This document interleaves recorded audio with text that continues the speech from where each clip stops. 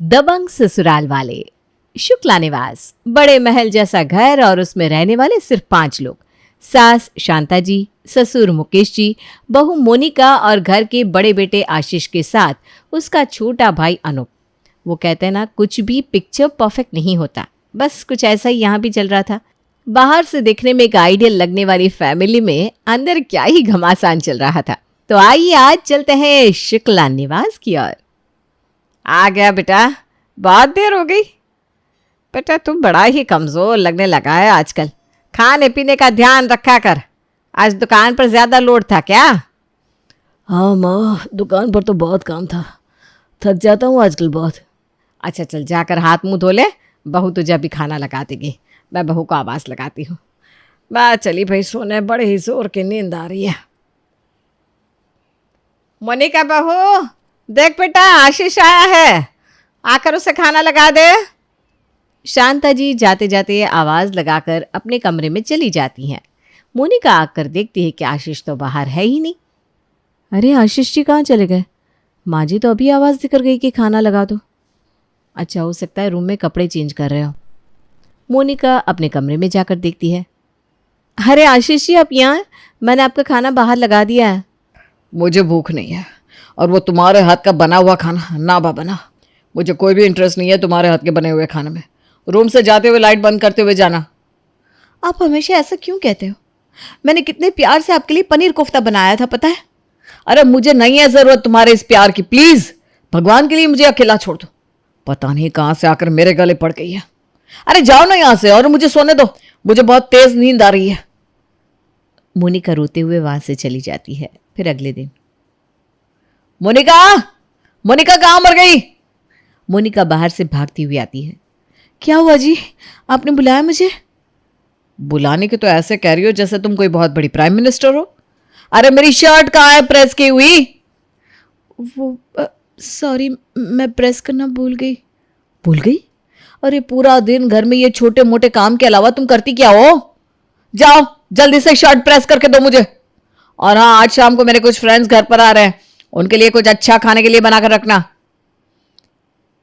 जी। Monika shirt press करने चली गई।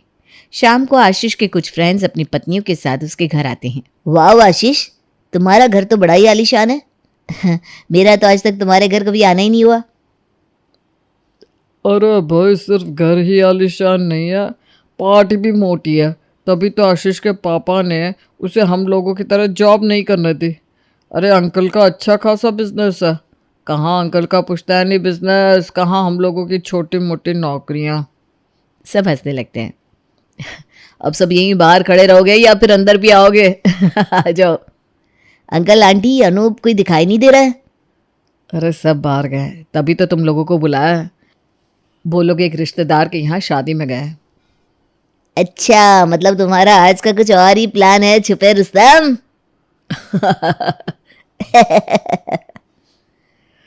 अरे मेरी प्यारी भाभीओ, आप लोग क्यों शांत बैठी हो? नहीं भैया, ऐसी कोई बात नहीं है। ये मोनिका कहाँ मर गई, पता नहीं इसका क्या चल रहा है। घर में कोई आया है, समझ में नहीं आता। अब अच्छा रुकिए, मैं अभी आता हूँ। आशीष अंदर जाकर देखता है कि मोनिका पूजा में बैठी हुई है। और ये तुम्हारा नाटक अभी होना था? जल्दी बाहर आओ, मेरे फ्रेंड्स आए हुए हैं और उनके लिए कुछ अच्छा सा ड्रिंक बना कर लाना। थोड़ी देर में मोनिका सभी के लिए मुझे तो बनाकर लाती है और सबसे नमस्ते करती है। नमस्ते। वाह भाभी, ये तो बहुत ही बढ़िया बनाया आपने। टेस्ट भी मार्केट से बेहतर है ना मेघा? काफ़ी अच्छा है ना टेस्ट में? हाँ जी, काफ़ी अच्छा बनाया आपने। अरे अब इनको कोई काम तो है नहीं, पूरा दिन घर में रहकर ये बनाना भी नहीं आया तो फिर क्या आया? अब तुम लोगों की वाइफ की तरह तो है नहीं हमारी बीवी जो जॉब करती हो। अब ये काम भी अगर ठीक से नहीं किया तो फिर सब बेकार ही है ना। सारे दोस्त शांत हो जाते हैं। फिर मयंक माहौल बदलने के लिए कहता है, अवश्य भाभी। अरे भैया, उनको अंग्रेजी नहीं आती, वो है एकदम होम साइंस वाली महिला। फिर सब जोर जोर से हंसने लगते हैं और मोनिका रोते हुए वहां से चली जाती है। ऐसे ही समय बीतता जाता है। आशीष मौका पड़ते ही मोनिका की बेइज्जती करने का कोई भी मौका नहीं छोड़ता था। फिर एक दिन तंग आकर मोनिका अपनी माँ को फ़ोन करती है। अरे क्या हुआ बिटिया रानी, इतनी जोर से उससे रो क्यों रही है? मॉम मुझे यहाँ नहीं रहना। मैंने आपको कभी बताया नहीं, सिर्फ इसलिए कि आप लोग टेंशन में आ जाओगे। लेकिन आशीष जी मुझे बेइज्जत करने का कोई मौका नहीं छोड़ते। मुझे घर वापस आना है। अरे बेटा ये तू कैसी बात कर रही है? अभी तक तो सब ठीक था, लेकिन अचानक से आज ये सब तू क्या कह रही है? कुछ भी ठीक नहीं था माँ, बस सबको ठीक इसलिए लगता था क्योंकि मैंने आज तक किसी से कुछ भी नहीं कहा। लेकिन बेटा तू इस तरह घर आएगी तो तेरे पापा जी तो जीते जी मर जाएंगे। अब वही तेरा घर है बेटा। एक बेटी को विदा कर देने के बाद ससुराल ही उसका घर होता है। और तुझे पता है ना, तेरे पापा ने कितना कर्जा लेकर तेरी शादी की थी। आज 4 साल बाद तक हम वो कर्जा चुका नहीं पाए। होता है बेटा, शुरू शुरू में थोड़ा एक दूसरे को टाइम देना पड़ता है, फिर देखना कैसे सब ठीक हो जाएगा। मोनिका को एहसास होता है कि जब उसकी खुद की माँ उसका साथ नहीं दे रही तो उसकी सास उसका क्या साथ देगी। वो तो अपने बेटे को ही हर मायने में सही ठहराएगी। ऐसे ही समय बीतता जाता है, लेकिन आशीष मोनिका को नीचा दिखाने का कोई भी मौका नहीं छोड़ता था। और ऐसे ही बीतते समय के साथ घर में एक नए मेहमान का आगमन होता है। अरे नहीं, जैसा आप सोच रहे हैं वैसा बिल्कुल भी नहीं था। नए मेहमान के रूप में घर में आती है देवर अनूप की धर्म पत्नी यानी कि मान्या, अपने नाम के जैसे ही सौम्य और चुलबुली। मान्या के आने के बाद मोनिका बहुत खुश रहने लगती है।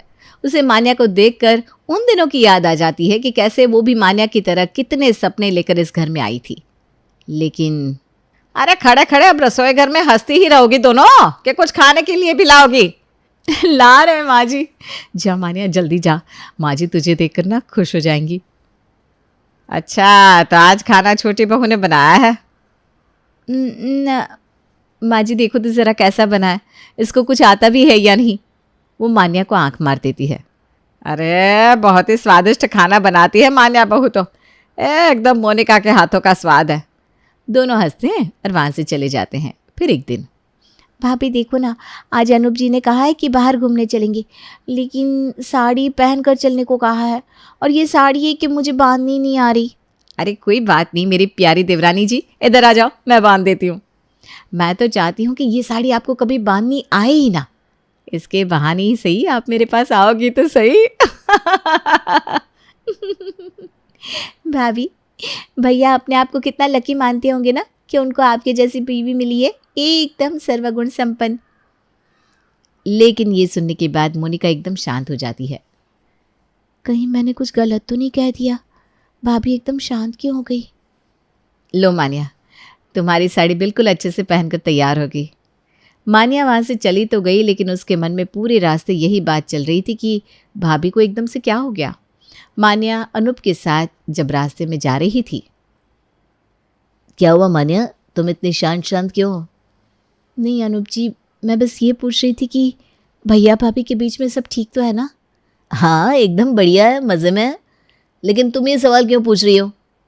अरे नहीं, बस ऐसे ही दिमाग में कुछ आया तो पूछ लिया। मान्या रात में लेट रात को घूम कर आती है और वो मोनिका के लिए बैग लेकर आती है। उसको दिखाने का सोचकर वो सीधे ही मोनिका के कमरे में जाती है, लेकिन जैसे ही दरवाज़ा नॉक करने वाली होती है कि उसे कुछ आवाज़ सुनाई देती है। क्या मूवी? कभी थिएटर की शक्ल भी देखी है तुमने अपने जीवन में जो तुम मूवी देखने जाओगी? न जाने कहाँ से लाकर मेरे पल्ले बांध दिया। आज तुमसे साफ साफ कह देता हूँ, मुझे तुमसे शादी करनी ही नहीं थी। मैंने सिर्फ मम्मी और पापा के दबाव में आकर ये शादी की क्योंकि उन्हें चाहिए थी एक संस्कारी बहू, लेकिन मुझे एक पढ़ी लिखी और मॉडर्न लड़की चाहिए थी। ये सब सुनकर मान्या शॉक्ड हो जाती है। ओ माय गॉड, आखिर चल क्या रहा है इस घर में? अब वो कुछ ऐसा प्लान बनाती है जिससे घर वालों की आंख खुल सके। मान्या सोचती है कि कुछ ऐसा किया जाए जिससे भैया सास ससुर जी के सामने कुछ ऐसा करे जिससे फिर वो उनको जेठ जेठानी के रिलेशन के बारे में बता सके। अगले दिन, मम्मी जी भैया भाभी कभी घूमने नहीं जाते, आप कहो तो हम सब साथ में घूमने का कोई प्लान बनाए। हाँ क्यों नहीं, लेकिन मेरा बड़ा बेटा थोड़ा शर्मीला है इसलिए वो कहीं जाता ही नहीं। शर्मिला? नहीं, बहुत गर्मिला है आपका बेटा। अरे क्या सोच रही है तू? कुछ नहीं मम्मी जी, मैं कह रही थी कि हम लोग मूवी देखने चलते हैं। अरे नहीं, ये फिल्म देखने की अब हमारी उम्र नहीं है। तुम लोगों को जाना है तो जाओ। अरे माता श्री, लेकर तो आपको ही जाना है जिससे आपको आपके लाडले की करतूतें पता चले। अच्छा कोई बात नहीं, रहने दो मम्मी जी, हम भी नहीं जाते। अब सब लोग मोनिका के ऊपर लगातार दबाव बनाते जा रहे थे कि अभी तक बच्चा क्यों नहीं हो रहा।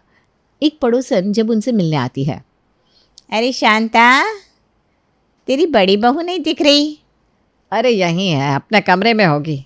अच्छा, आराम कर रही है क्या? अरे नहीं नहीं, अभी अभी काम करके गई है। ऐसी हालत में भी काम? कैसी हालत में? तभी मान्या आ जाती है। ऐसी हालत समझो ना मम्मी जी, ये आंटी जी है, हमारे सोसाइटी के सबसे बड़े भविष्य वक्ताओं में से एक है। इनके अखंड ज्ञान के बल पर इन्होंने ये अनुमान लगाया है कि भाभी को बच्चा होने वाला है। भले ही भाभी इस बात के लिए श्योर ना हो, लेकिन हमारी मीना आंटी जी 200% श्योर है। अरे कहाँ चल दी? अरे वो बाहर चंदा मेरा इंतज़ार कर रही होगी। हाँ, अभी आंटी जी को सोसाइटी के बाकी घरों की खबर लेने भी तो जाना होगा ना। पड़ोसन जल्दी से भाग जाती है। शांता और मान्या दोनों हंसने लगते हैं। पता नहीं मोनिका बहू को बच्चा क्यों नहीं हो रहा। माँ जी, कभी आपने सोचा नहीं कि भाभी को बच्चा क्यों नहीं हो रहा? क्या छोटी बहू, तो आज ये ऐसी बात क्यों कर रही है? मुझे ऐसा लगता है कि भैया भाभी के बीच में कुछ भी ठीक नहीं है। भैया भाभी को उतनी इम्पोर्टेंस नहीं देते जितना एक पति को अपनी पत्नी को देनी चाहिए। क्या तू भी बहू, मेरा बेटा लाखों में एक है। अरे हीरा है हीरा। मान्या समझ जाती है कि ऐसे तो बात नहीं बनेगी, बल्कि घर में माहौल और ख़राब हो जाएगा। फिर मान्या एक फ़र्ज़ी सोशल मीडिया आईडी बनाकर आशीष से बात करना शुरू कर देती है। आशीष मान्या को कई बार मिलने आने के लिए कहता है, लेकिन मान्या नहीं जाती। वो किसी न किसी बहाने से उससे पैसे ट्रांसफ़र करवाती रहती है। एक दिन आशीष को मान्या मिलने के लिए बुलाती है, लेकिन फिर मिलने नहीं आती। फिर आशीष ने उस दिन काफ़ी ड्रिंक भी कर रखी थी। तभी मुकेश जी बहुत गुस्से में घर आते हैं। आशीष, कहाँ है तू आशीष? ना तो आजकल दुकान आता है, ना ठीक से काम करता है, ऊपर से ये गल्ला भी खाली होता जा रहा है। चक्कर क्या है ये? आप मेरे बेटे पर खामखा झूठा इल्ज़ाम मत लगाइए। अरे आपके हिसाब में ही होगी कोई गड़बड़, आप ठीक से चेक करो ना। मुकेश जी दुकान से ढेर सारी शराब की बोतल एक बोरी में भरकर लाते हैं और आशीष के सामने बोरी उल्टी कर देते हैं। ये देख लो अपने लाडले की करतूत, क्या ही गुल खिला रखा है। यह आज मुझे गोदाम में मिली है। रामू ने बताया कि छोटे मालिक आते हैं रोज यहाँ। अभी भी देख रही हो, इसे ठीक से खड़ा भी नहीं हुआ जा रहा है। मान्या को समझ में आ गया कि लोहा अभी गर्म है, अभी ही हथौड़ा मारना ठीक रहेगा।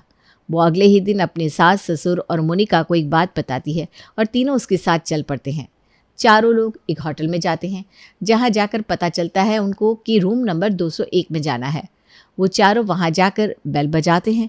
दरवाज़ा खुलता है, सामने देखते हैं तो आशीष खड़ा था। तू यहाँ क्या? चप्पल उतारकर वो उसे मारने लगते हैं। शांता जी भी फूट फूट कर रोने लगती है। हे भगवान, कौन सी कमी रह गई थी मेरी परवरिश में। वो जोर जोर से सर पीट कर रोने लगती है। अरे अब इतनी जोर से दहाड़े मार रही हो, पूरा होटल इकट्ठा हो जाएगा। ये देखने के तुम्हारा लौंडा ओलंपिक में गोल्ड मेडल लाया है। और फिर से उसे जोर से मारने लगते हैं। इसको आज छोड़ना नहीं, अभी तो अपने पिताजी से पीट। मेरे साथ तेरा सेशन अब घर पर होगा। मोनिका वहां खड़ी खड़ी रोती रहती है। मोनिका, तू आज से मेरी बहू नहीं बेटी है। तेरे जैसी बहू आज के समय में मिसाल होती है बेटा। तूने आज तक एक शब्द मुंह से नहीं निकाला और सब अकेले सहती रही। दरअसल मान्या ने सबको ये बताया था कि एक लड़का उसे बहुत टाइम से परेशान कर रहा है और रोज़ रोज़ उसे कहीं मिलने के लिए बुलाता है। उसने डर के मारे ये बात अनूप जी को नहीं बताई, इसलिए मम्मी पापा भाभी आज आप लोग मेरे साथ चलो, ये कहकर उन्हें होटल पर ले आई थी। अब तो घर चल बेटा, मैंने बहुत कुछ सोच लिया है तेरे लिए। घर आकर मोनिका सास ससुर मान्या और अनूप को पूरी बात बताती है कि कैसे आशीष उसे सबके सामने जलील किया करता था। सुन बेटा, कल से तू कॉलेज पढ़ने जाएगी और अपने सारे सपने पूरे करेगी। तूने मेरे परिवार का जो मान रखा है ना, उसके आगे ये कुछ भी नहीं। तभी आशीष भी घर आ जाता है। शांता उसे वहीं रोक देती है और उसका भारी भरकम सा सूटकेस ला करके उसके मुंह पर पटक देती है। दफा हो जा यहाँ से, तेरे इतने बुरे कर्म। छी छी छी, अरे शर्म नहीं आई तुझे? मेरे भगवान, मुझे ऊपर क्यों नहीं उठा लिया ये सब होने से पहले? अरे मुझे ये सब क्यों दिखाना है? अब चुप हो जाओ। तुम्हारा ये रोना मुझे बड़ा ही सर दर्द करता है। पूरे मोहल्ले को जो बात अभी तक पता नहीं चली वो आज सबको पता चल जाएगी। बेटा जा, आज से तू आज़ाद है। मैंने तुझे जॉब इसलिए नहीं करने दी कि तू हमारे खानदानी बिजनेस को संभाले, लेकिन तूने तो क्या ही किया। मैं चाहता हूं कि तू बाहर की ठोकर खा, तब तुझे समझ में आएगा। सास ससुर मोनिका का एक इवेंट मैनेजमेंट की डिग्री के लिए एडमिशन करा देते हैं, जहां से मोनिका को गोल्ड मेडल से नवाजा जाता है। 2 साल बाद मोनिका वहां से पढ़कर बाहर निकलती है तो बड़ी MNC में उसकी जॉब लगती है। जॉब के पहले दिन, हेलो एवरीवन, आज ये मीटिंग मैंने इसलिए रखी है क्योंकि आज से हमारी टीम लीडर मोनिका जी आपको असिस्ट करेंगी। जैसे ही मोनिका वहां एंट्री लेती है, आशीष मोनिका को देखकर शॉक्ड हो जाता है। वो अपना सर नीचे कर लेता है। मोनिका जैसे ही सबसे इंट्रोड्यूस होती है, वो भी आशीष को देखकर चौंक जाती है। आशीष मोनिका से ऑफिस के बाहर मिलकर उसकी माफ़ी मांगता है। मोनिका सुनो तो सही, मुझे माफ़ कर दो, मुझसे बहुत बड़ी गलती हो गई। मैंने तुम्हारे टैलेंट को पहचाना नहीं और हमेशा तुम्हारी इंसल्ट की। हो सके तो मुझे माफ़ कर दो। मैंने घर छोड़ने के बाद बहुत धक्के खाए, मुझे सबने खूब ठगा, फिर वो चाहे दोस्त हो या लड़की या कोई भी। सही मायने में अपना परिवार ही अपना होता है। तुम सबकी बहुत याद आती है मोनिका, मैं घर आना चाहता हूँ। मैंने तुमको बहुत मिस किया मोनिका। ये सब सुनकर मोनिका रोने लगती है।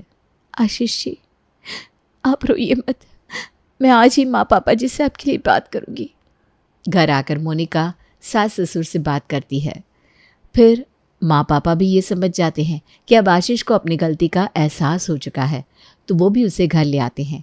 घर आने के बाद आशीष फिर से फैमिली बिजनेस को अच्छे से संभाल लेता है और कुछ ही समय बाद उनको एक प्यारी सी बेबी होती है और फिर से शुक्ला परिवार में खुशियाँ ही खुशियाँ छा जाती हैं।